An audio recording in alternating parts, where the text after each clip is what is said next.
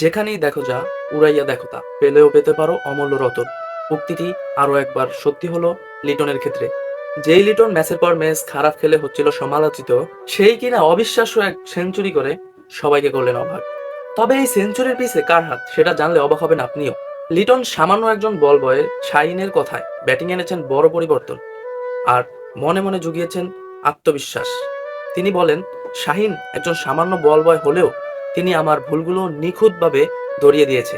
সে আমার দুর্বলতার জায়গাগুলো খুঁজে এনে আমার সামনে স্পষ্ট করেছে এবং তার থেকে আমি শিখেছি। আর তাই তো ম্যাচ শেষে ম্যাচ সেরার পুরস্কার নিয়েছেন শাহিনকে সঙ্গে নিয়ে। আর প্রেস মিটিং এ শাহিনের বিষয়টি স্পষ্ট করেছেন।